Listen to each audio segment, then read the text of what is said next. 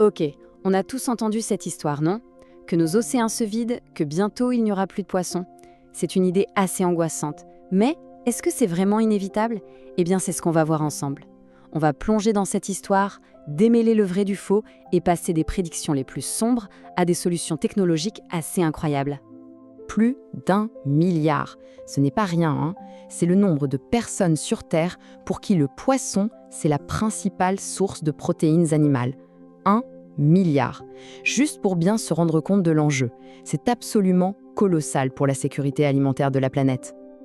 Alors, cette relation qu'on a avec l'océan, évidemment, ça ne date pas d'hier. En fait, notre histoire avec les produits de la mer, elle est aussi vieille que l'humanité. Et pour vraiment comprendre les défis auxquels on fait face aujourd'hui, eh bien, il faut faire un petit voyage dans le temps. Et ce voyage, il est assez fascinant. Imaginez, il y a 165 000 ans, nos ancêtres survivaient en récoltant ce que la mer leur offrait. C'était une question de vie ou de mort.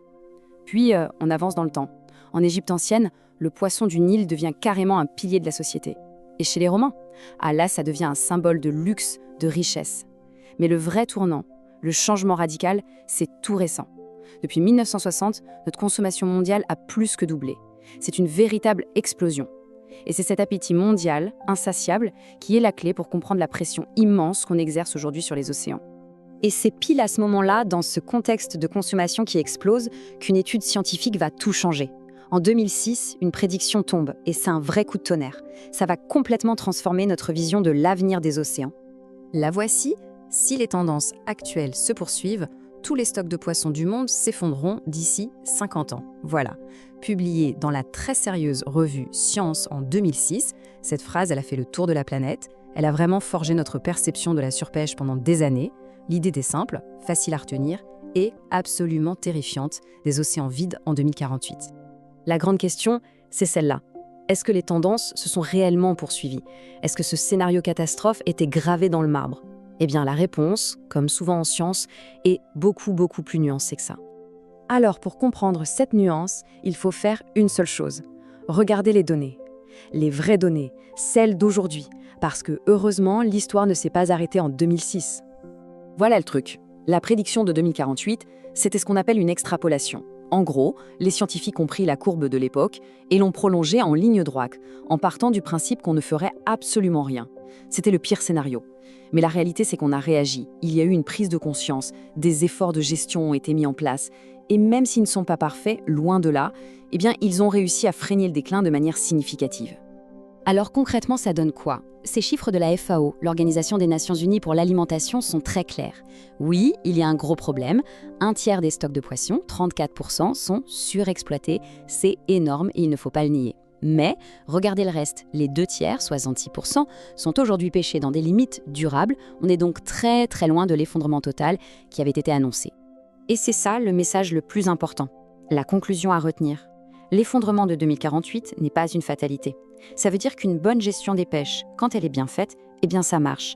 Non seulement ça peut stopper l'hémorragie, mais ça peut même permettre à des stocks qui étaient au plus bas de revenir à la vie. D'accord, c'est bien beau tout ça, une bonne gestion, mais concrètement, on fait comment? Comment on surveille des océans qui sont juste immenses? C'est là que ça devient passionnant, parce que c'est là que la technologie entre en scène et change complètement les règles du jeu. Un des outils le plus puissants qu'on ait, ce sont les aires marines protégées, les AMP.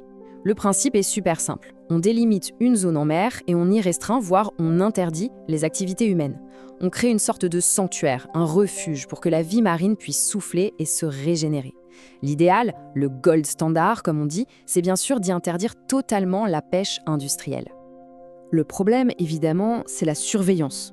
C'est bien de tracer une ligne sur une carte, mais comment on s'assure que personne ne la franchit? Le souci, c'est que certains bateaux sont malins. Ils éteignent leur système de suivi officiel, ce qu'on appelle l'AIS, et pouf, ils deviennent des fantômes, invisibles. Et ça leur permet de pêcher en toute illégalité dans ces zones protégées. Et c'est là que la technologie fait un bond de géant. D'un côté, on a l'AIS, le système classique. En gros, le bateau dit lui-même « Coucou, je suis là ». Le problème, c'est que le capitaine peut tout simplement appuyer sur « Off » et là, le bateau disparaît des écrans. D'un autre côté, on a une nouvelle technologie, le radar à synthèse d'ouverture ou RSO. Là, c'est différent. C'est un satellite qui regarde la surface de l'océan avec un radar et qui détecte les gros objets en métal. Le résultat, même si le bateau a tout éteint, le satellite, lui, il le voit. Ça change absolument tout.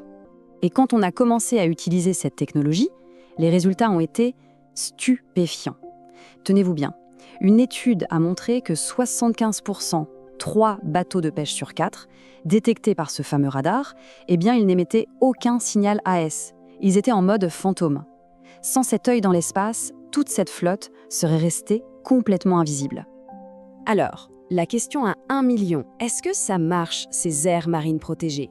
Le résultat est sans appel. Regardez juste la différence. Dans les zones non protégées, on a en moyenne 42 bateaux. Dans les zones protégées, avec interdiction de pêche, on tombe à 5, c'est presque 9 fois moins. C'est la preuve par l'image. Des règles claires, plus une surveillance qui tient la route, eh bien, ça fonctionne. Bon, alors, qu'est-ce qu'on retient de tout ça pour l'avenir? L'idée, c'est qu'en combinant des politiques intelligentes et des technologies de pointe, on commence à voir se dessiner un chemin vers une pêche vraiment durable. Et ce chemin, il repose en gros sur 4 piliers qui sont connectés. D'abord, il faut des règles, des politiques de pêche qui soient strictes et surtout qui soient appliquées partout. Ensuite, avec ces règles, on peut créer plus d'aires marines protégées qui sont réellement efficaces. Troisième étape, pour s'assurer que tout le monde joue le jeu, on déploie la technologie, l'IA, les satellites, pour surveiller et dissuader la triche. Et enfin, tout ça, ça doit s'intégrer dans une vision beaucoup plus large, une transformation de toute notre manière de produire de la nourriture. Au final, la vraie question, elle est là. Est-ce qu'on va savoir utiliser ces outils incroyables pour changer pour de bon notre relation avec l'océan? Ce qu'on a vu, c'est que l'histoire nous a montré qu'on n'est pas condamné aux pierres. Les chiffres prouvent que nos actions ont un vrai impact.